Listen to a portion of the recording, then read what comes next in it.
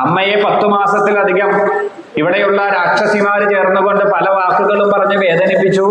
രാവണന് വേണ്ടി അമ്മയുടെ മനസ്സിനെ മാറ്റാൻ പരിശ്രമിച്ചു. അങ്ങനെയുള്ള രാക്ഷസികളെ ഞാൻ താടിച്ചോട്ടെ, അല്ലെങ്കിൽ മർദ്ദിച്ചോട്ടെ, അവർക്ക് ശിക്ഷ കൊടുത്തോട്ടെ എന്നാണ് ഒരു വരമായിട്ട് ഹനുമാൻ ചോദിച്ചതെന്ന്. അപ്പൊ ദേവി പറഞ്ഞു, അല്ലയോ ആ ഹനുമാനെ, ഒരു കഥ കേട്ടിട്ടുണ്ടോ?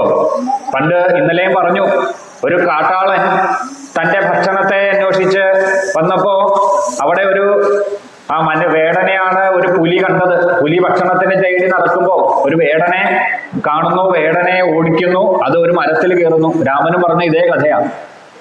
അവിടെ ഒരു കുരങ്ങായിരുന്നു കഥാപാത്രമെങ്കിൽ ഇത് മരത്തിലേക്ക് വലിഞ്ഞു കയറി. ആ മരത്തിന്റെ മുകളിൽ ഒരു കരടിയാണ് ഈ കഥയിൽ, ദേവി പറയുന്ന കഥയിൽ ഒരു കരടിയാണ് ആ മരത്തിന്റെ മുകളിൽ ഇരിക്കുന്നത്.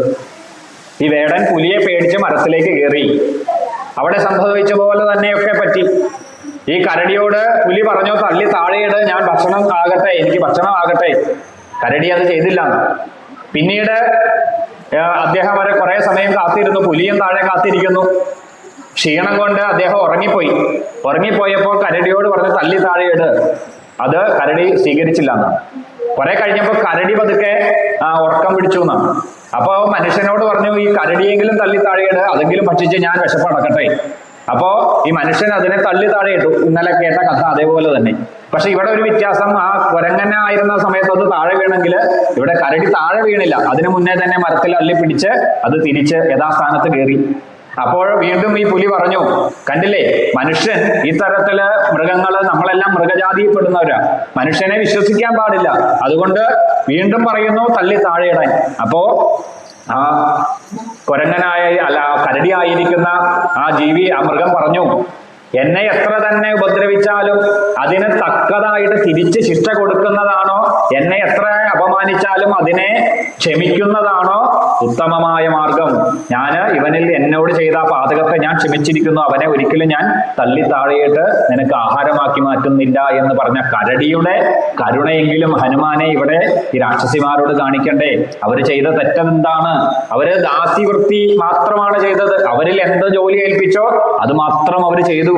അവിടെ സീതാദേവി ഒരു കാര്യം കൂടി പറഞ്ഞാണ് അവിടെ അവസാനിപ്പിക്കുന്നത്. പാപാനാംബ ശുഭാനാംബ പദാർത്ഥാനാം അഥാവിവ കാര്യം കാരുണ്യമാര്യേണ ന കശ്ചിന്ന പരസ്യതി.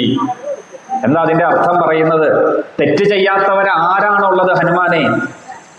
ഈ സീത തെറ്റ് ചെയ്തിട്ടുണ്ട്, ഹനുമാൻ തെറ്റ് ചെയ്തിട്ടുണ്ട്, രാമൻ തെറ്റ് ചെയ്തിട്ടുണ്ട്. അപ്പൊ ഹനുമാൻ അത്ഭുതം. അമ്മ തെറ്റ് ചെയ്തിട്ടുണ്ടോ? എന്ത് തെറ്റാ ചെയ്തത് എന്ന് ചോദിക്കുമ്പോ പറയും, ഞാനാണ് മഹാനായിരിക്കുന്ന രാമൻ തൻ്റെ കൂടെയുള്ളപ്പോ അവിടെ ആ ഹായെ മാറ്റി മാനിന് പുറകെ മനസ്സുപോയി. അതുകൊണ്ട് പിന്നെ എന്ത് പറ്റി? ഹാ രാമ ഹാ ലക്ഷ്മണ എന്ന് പറഞ്ഞ് വിലപിക്കേണ്ടി വന്നു.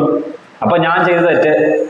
അപ്പൊ രാമൻ എന്ത് തെറ്റ് ചെയ്തു എന്ന് ചോദിച്ചപ്പോ പറഞ്ഞു, എന്റെ വാക്ക് കേട്ട് ആ മാനിന്റെ പുറകെ രാമനും പോയി. അത് രാമൻ ചെയ്ത തെറ്റ്. അപ്പൊ ഹനുമാൻ പറഞ്ഞു, അത് ശരി, നിങ്ങൾ രണ്ടുപേരും തെറ്റ് ചെയ്തു, ഇതിൽ ഞാൻ എന്ത് തെറ്റാ ചെയ്തത്? അതാണ് നമ്മളോടുള്ള ഉത്തരം. എന്താ? പാപം ചെയ്യുന്നത് കേൾക്കുകയോ പറയുകയോ ചെയ്യുന്നത് ഒരു പാപത്തിന് കാരണമാണ്. അതുകൊണ്ട് ഹനുമാനെ, ഞാൻ പറഞ്ഞത് മുഴുവൻ നീ കേട്ടല്ലോ, അതുകൊണ്ട് നീയും പാപം ചെയ്തതാണ്. അതുകൊണ്ട് പാപം ചെയ്യാത്തവരാരും തന്നെ ഇല്ല.